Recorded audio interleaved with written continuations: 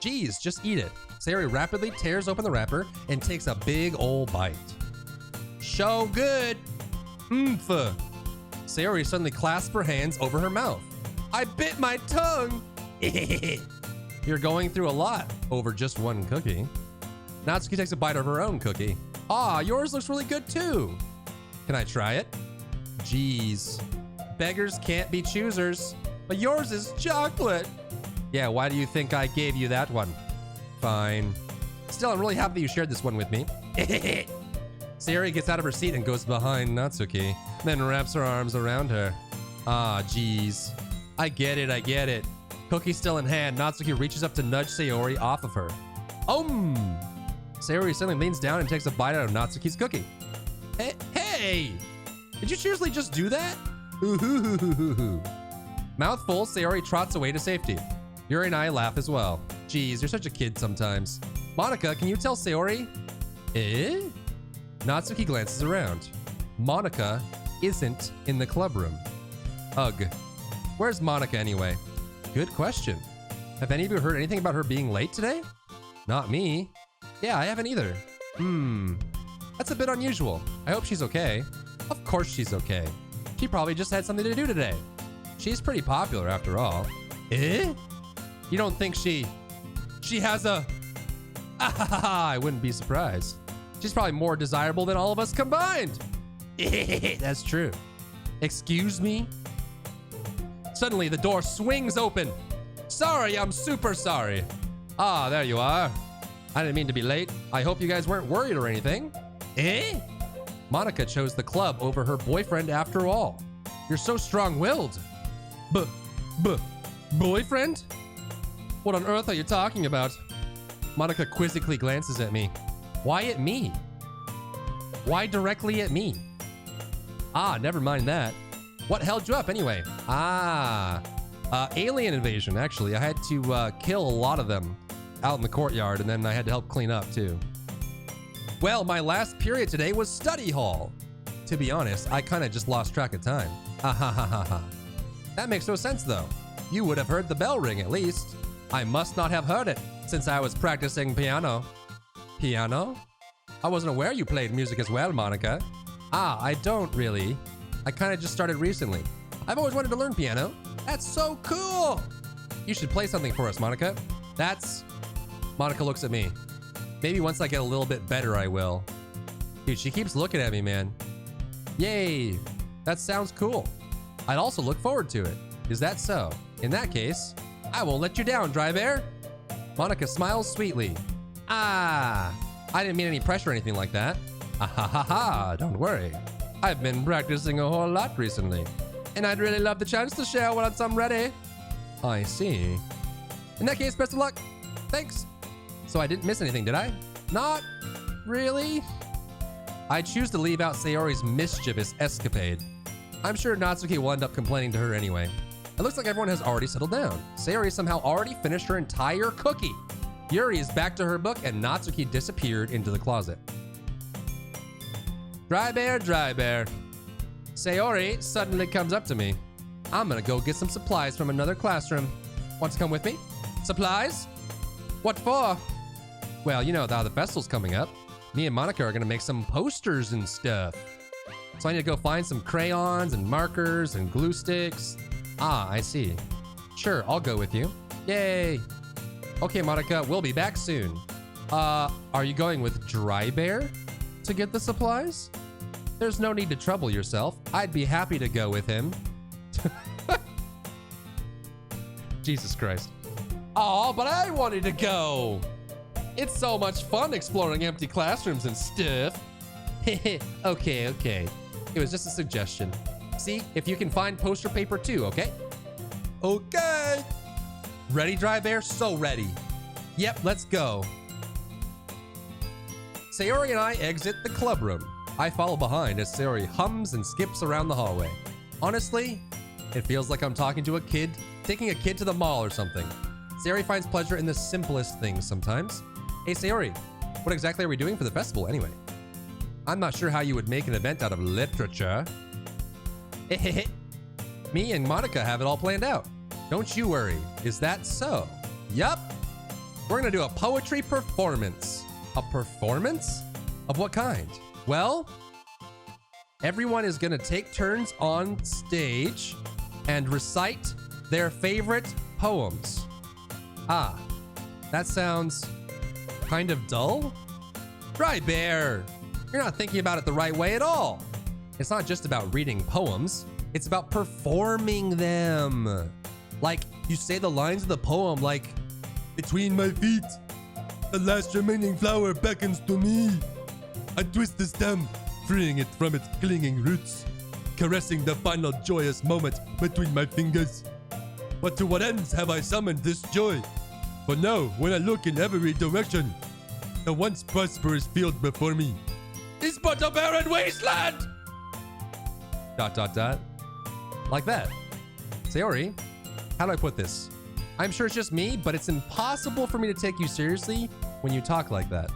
Eh? You meanie. I'm working super hard on this, you know? I know.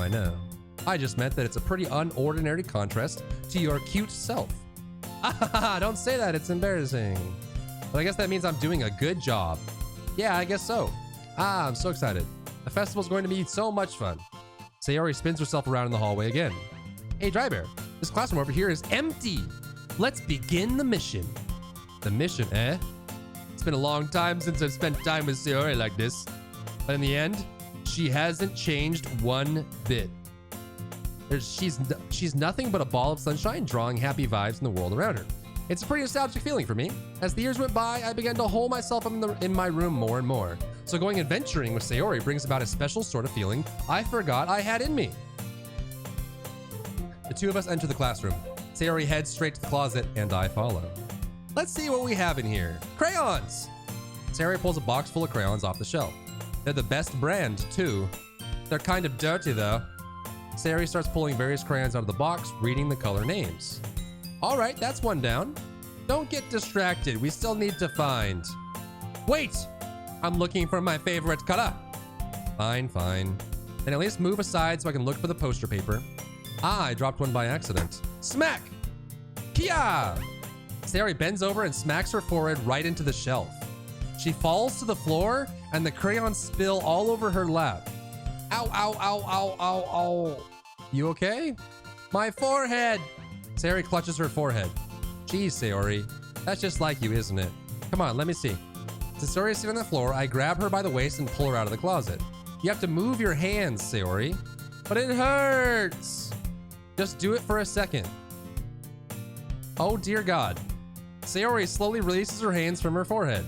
I gently brush her bangs to the side. Ow! Sorry. There's a huge red mark on the center of her forehead. A bump is starting to form as well. Man, that's gonna swell up. I should find you some ice. Drybear. Where would I even find ice around this time? I guess a cold drink would do. You don't have to. I'm fine with looking like a unicorn. Even wincing from the pain, Sayori makes a silly joke. What are you saying? I'll be right back, okay?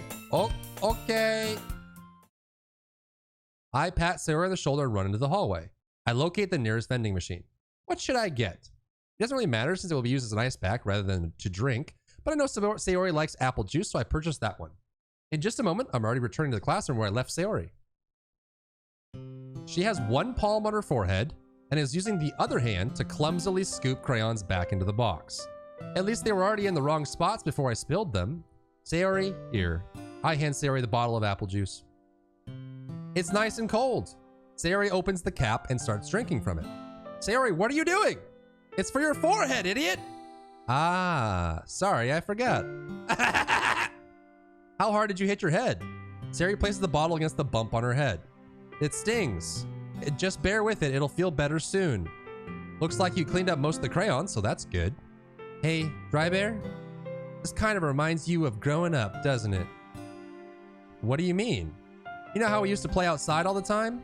I would always try to keep up with you. You were kind of oblivious in some ways. Like you usually fell behind or had trouble climbing on the things you did. But sometimes when I tried to do things I couldn't, I would get myself hurt. I'd fall and scrape myself or get a bump, and I would start crying really hard. And you would rush over as quick as you could. You would try really hard to get me to stop crying. was almost like you blamed yourself and were afraid of getting in trouble if someone found out. Even though it really wasn't your fault at all, you know? Did I really do that?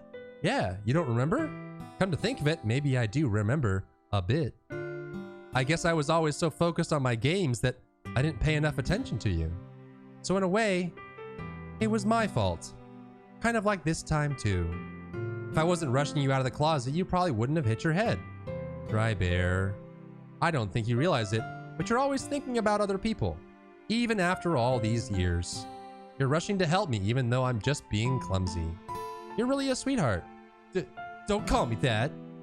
And I don't really do this kind of thing all the time. I guess when it comes to you, it just feels natural. Before I even knew it, I'm treating you like that. I guess that's what happens when you've been friends for so long. Really? Maybe you're right, Drybear.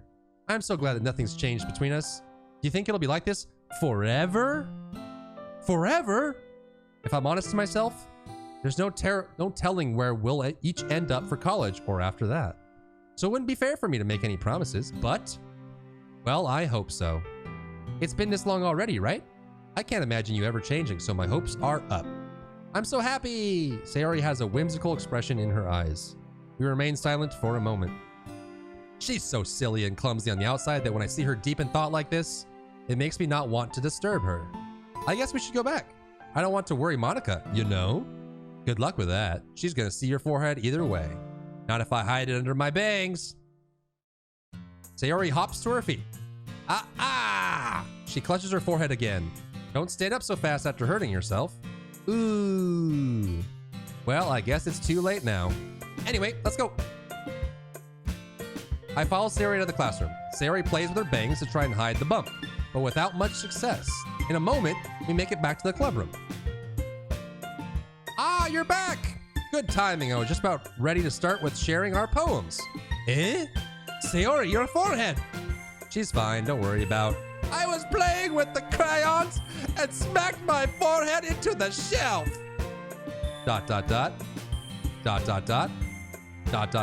Well, anyway, were you able to find everything we needed? Uh-huh, I have it right. Eh? Sayori frantically glances around herself. I forgot all the stuff! Calm down, Sayori. I have it all right here. I found the poster paper too. Ah ha ha ha! Sounds like you ended up, well, doing all the work, Drybear. Ah, well, Sayori. I failed to come up with an excuse for Sayori. I made it an adventure. Yeah. That. Ah ha ha ha. Okay. Okay. In any case, good work. I'll start working on the posters tonight. Me too. Okay, everyone. Are you ready to share your poems? Guess I should grab mine. After making sure the crayon box is closed tightly, I return to my seat. Who should I show my poem to first? Let's do Sayori. She's reeling from her battle wound. ... Drybear, I really love your poems. I can't believe you've been hiding these from me. Eh? I'm not hiding anything. But your poems are so good. Yesterday's and this one too. You can't tell me you haven't done this before. I mean, technically I did it yesterday. So yeah, I have done it before. I mean, you're really the only one who feels that way, so... Eh? No way. Not even Natsuki? Well, I guess Natsuki is the least likely to admit how she likes something. But I don't think it's that. What do you mean? Well, I guess I'll be honest about it. It's a lot easier to write poems when I'm thinking about you. Wah! Stop thinking weird things, idiot. I just mean that you're a really expressive person, I guess. How am I supposed to write poems about my own stupid life? But you somehow make everything in your life an adventure. Even the little things. Like cooking. Let's not talk about that. So yeah, I guess what I'm saying is that I can feel more feelings through you than I can through myself. We had that kind of weird connection. It's your fault for getting in my business all the time. Eh? I don't know if I understand. Sigh. You never understand when I try to explain things to you. Do you, Sayori? I pat Sayori's head. Hey! I'm not a kid, you know? Are you sure about that? Maybe. Sayori starts fiddling with her pencil between her hands. Hey, Drybear, will you give me your poem? I kind of want to keep it. Huh? Why? Because, well, it's the first time you've written something for me. Exclamation points. Sayori, you completely misunderstood. I didn't write this for you. Sigh. Are you even listening anymore? Well, whatever. I'll give it to you when we go home. Really? Snap. Aha! I broke my pencil. Sayori hastily bends down to pick up the piece she dropped, but being inattentive of her surroundings, she bumps right into me. Sorry. It's fine. It's fine. I'll get it for you. I bend down and pick up the broken pencil. Sayori clutches the desk beside her to support herself, knees shaking. I'm a little clumsy today. Let's sit down, Sayori. Yeah. I grab Sayori's arm and help her sit at the desk. Anyway, I still haven't read your poem. Oh, sorry, I forgot about that. But it's as good as yours. Geez, don't worry. I'm sure I'll like it. Bottles. I pop off my scalp like the lid of a cookie jar. It's the secret place where I keep all my dreams. Little balls of sunshine all rubbing together like a bundle of kittens. I reach inside with my thumb and forefinger and pluck one out.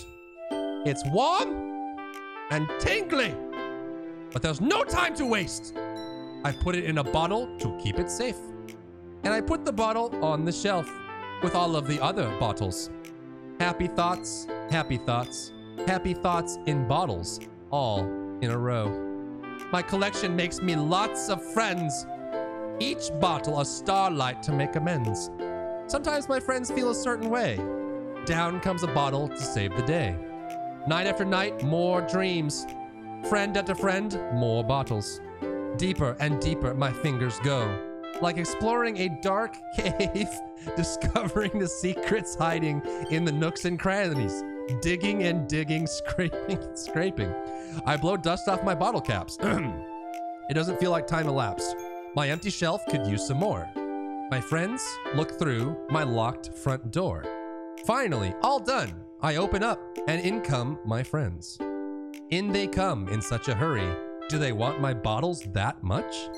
I frantically pull them from the shelf one after the other, holding them out to each other and every friend. Each and every bottle.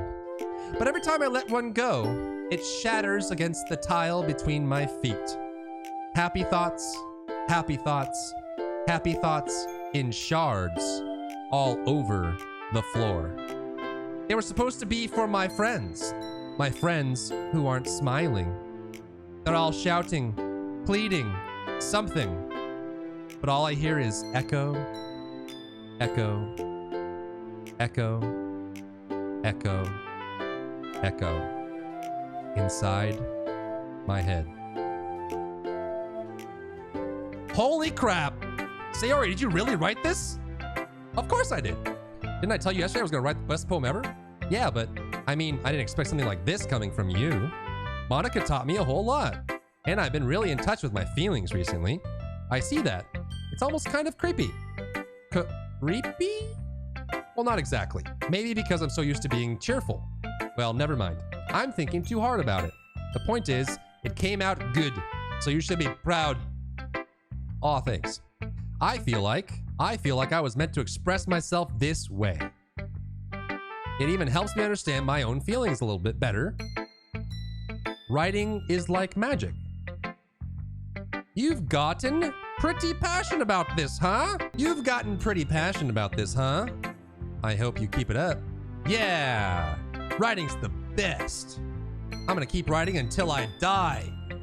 Ahaha, don't get ahead of yourself. Sayori's always had a habit of being obsessed with something before dropping it no more than a week later. I wonder if this one is one of those times. But seeing the passion in her eyes makes it hard for me to be pessimistic. Who should I show it to next? Let's do Monica. Because she was like sending me vibes at the beginning of the classroom, right? She kept looking at me, so let's say hi. Hi again, Drybear. How's the writing going? All right, I guess. I'll take that, as long as it's not going to be bad. I'm happy that you're applying yourself. Maybe soon you'll come up with a masterpiece. I wouldn't count on that.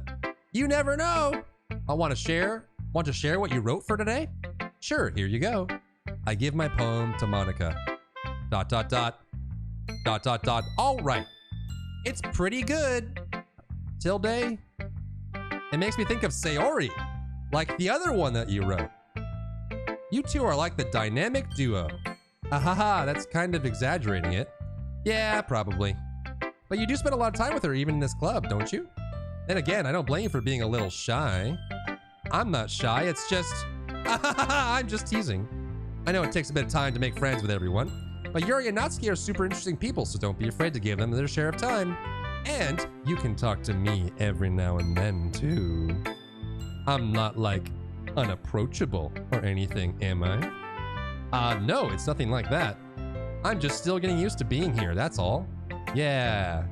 I'm sorry if I was putting pressure on you or something. I really didn't mean it like that. No, don't worry. I get what you're saying. Well, all right. But anyway, you want to read my poem now? I like the way this one turned out, so I hope you do too. All right, let's take a look.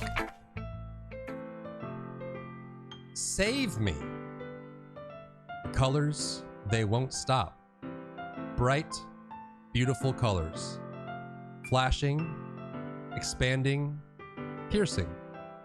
Red, blue, green, an endless cacophony of meaningless noise. The noise, it won't stop. Violent, grating waveforms. Squeaking, screeching, piercing. Sine, cosine, tangent. Like playing a chalkboard on a turntable. Like playing a vinyl on a pizza crust. An endless poem of meaninglessness.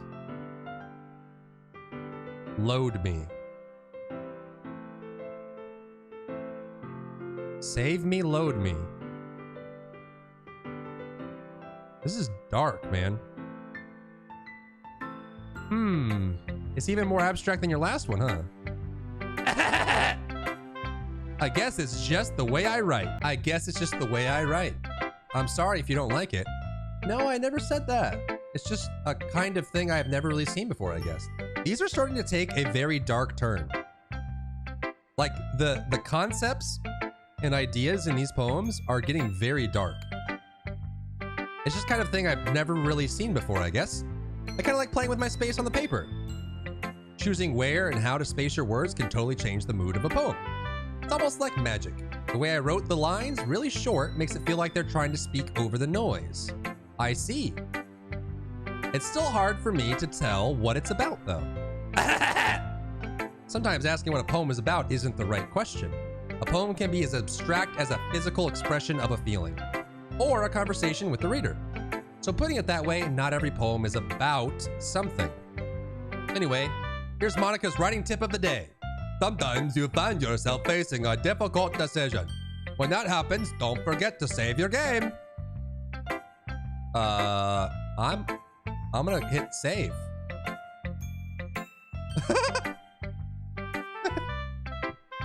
Okay.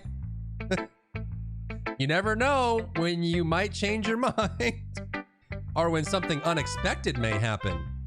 Wait, is this tip even about writing? No, obviously not. What am I even talking about? I don't know. That's my advice for today. Thanks for listening. Okay. Let's go to Natsuki. Well, it's not really any worse than your last one, but I can't really say it's any better either. Phew. Huh? Phew what? Ah, well, anything that isn't a train wreck I'll take as a win. And I get the feeling you're probably the most critical. Hey, what makes you... Wait. Maybe that was a compliment. Aha! Glad to see someone recognizes my experience. Well then, keep practicing and maybe you'll be as good as me someday. That's, something tells me Natsuki completely missed the point. Come to think of it, This kind of reminds me of Sayori's poem from yesterday. Eh? You think so? Yeah, well, I guess if you've been friends with her for so long, you might be on the same wavelength. But you never really struck me as her type. Sayori has a type all of a sudden? Well, I don't know, but honestly, how can someone so, fluffy spend so much time with someone like you? Fluffy we chose twice, so I don't know if this is, I don't know if this is showing up because we chose that word. It's like she's dragging around a dead weight? That was a little unnecessary. But think of it this way, if it weren't for me, she would probably just fly away like letting go of a balloon. You could say we take care of each other in our own way. Whatever it is, I don't get it. Oh yeah, I guess I'm supposed to show you my poem. Here. Amy likes spiders. You know what I heard about Amy? Amy likes spiders. Icky, wriggly, hairy, ugly spiders. That's why I'm not friends with her. Amy has a cute singing voice. I heard her singing my favorite love song. Every time she sang the chorus, my heart would pound to the rhythm of the words. But she likes spiders. That's why I'm not friends with her. One time, I hurt my leg really bad. Amy helped me up and took me to the nurse. I try not to let her touch me. She likes spiders, so her hands are probably gross. That's why I'm not friends with her. Amy has a lot of friends. I always see her talking to people. She probably talks about spiders. What if her friends start to like spiders too? That's why I'm not friends with her. It doesn't matter if she has other hobbies. It doesn't matter if she keeps it private. It doesn't matter if it doesn't hurt anyone. It's gross. She's gross. The world is better off without spider lovers, and I'm gonna tell everyone. Not bad, right? It's quite a bit longer than yesterday's. Yesterday's was way too short. I was just warming up. I hope you didn't think that was the best I could do. No, of course not. Anyway, the message is pretty straightforward in this poem. I doubt I have to explain it. You don't like Amy. Sometimes you can explain complicated issues with much simpler analogies. And it helps people realize how stupid they're being. Jesus Christ. Like anyone would agree with the subject of the poem is an ignorant jerk. Wow. Natsuki, have you had any chats with Yuri recently? You harboring some anger there? Nothing you want to process? You know what people like that? Of course. It's about how everyone thinks That doesn't matter. It can be about anything. I wrote it to be easy to relate to. Everyone has some kind of weird hobby or a guilty pleasure. Something that you're afraid if people find out, they'd make fun of you or think less of you. But that just makes people stupid.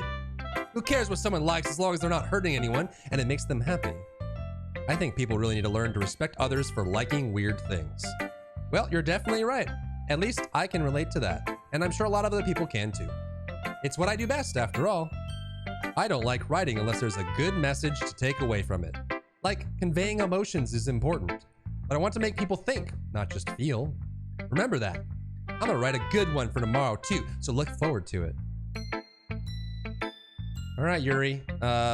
If your poem is about Natsuki, I swear to God, you girls need to chill. Natsuki clearly wrote about you. Are you gonna clearly write about her? Let's find out. Let's see what you've written for today. ... Well done, Drybear. Your skills are already improving. Really? Thanks, Yuri. Coming from you, that means a lot. Eh? It's nothing. I'm just happy to help inspire fellow writers. I know you're new to this, so don't worry so much if it seems like you can't get your poem to feel perfect. You don't need to be afraid to be a little more daring. Metaphors can go a long way. Don't feel like you need to work your brain like turning a bunch of gears. Try letting your mind wander through your feelings and write down the things you see and hear. That's one way to truly enable your reader to see into your mind. It's a very intimate exercise. I see. That's certainly an interesting technique. Thanks for sharing. I have, well, an example of that if you'd like to read it. Of course. Is this the poem you wrote for today? Yuri nods and timidly hands me her poem. The raccoon. It happened in the dead of night, while I was slicing bread for a guilty snack. My attention was caught by the scuttering of a raccoon outside my window.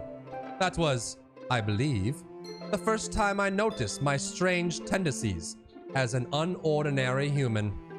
I gave the raccoon a piece of bread, my subconscious well aware of the consequences. Well aware that a raccoon that is fed will always come back for more. The enticing beauty of my cutting knife was the symptom. The bread, my hungry curiosity. The raccoon, an urge. The moon increments its phase and reflects that much more light off of my cutting knife. The very same light that glistens in the eyes of my raccoon friend. I slice the bread, fresh and soft. The raccoon becomes excited. Or perhaps I'm merely projecting my emotions onto the newly satisfied animal. The raccoon has taken to following me. You could say that we've gotten quite used to each other. The raccoon becomes hungry more and more frequently, so my bread is always handy. Every time I brandish my cutting knife, the raccoon shows me its excitement. A rush of blood. Classic Pavlovian conditioning. I slice the bread and I feed myself again. This one's layered. This one's got a lot going on. Holy God. I'm not even gonna begin to get into this one. This one has a lot of layers to it. Jesus Christ. I was a little more daring with this one than yesterday's.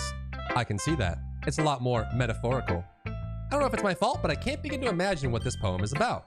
That's right. It's a bit closer to my preferred writing style, using the poem as a canvas to express vivid imagery and conveying emotions through them. Yeah, if I take it at face value, then I can't even figure out what it's supposed to mean. Well, I think it's something that different people can relate to in their own way. I wanted to express the way it feels for me to indulge in my more unusual hobbies. It's those sort of things I'm usually forced to keep to myself. Like spiders. So I sometimes enjoy writing about them. Huh, that's funny. ... question mark? Didn't Natsuki also write something about that? About someone being ridiculed for a strange interest. Eh? She did? Yeah. She was talking about how it doesn't matter what you're into as long as you're not hurting anyone. She's right. I mean, does she really feel that way? Yeah. Sounds like you two have that in common. That's interesting. To me, she seemed like the kind of person who would make fun of my hobbies. But I suppose that's my fault for judging, isn't it? Please don't tell her I said that. Ha ha ha. Don't worry, I have no reason to. Okay, well, thank you for sharing it with me. After all, if I hadn't learned to embrace my own weirdness, I would probably hate myself. Jesus Christ, Yuri, all right.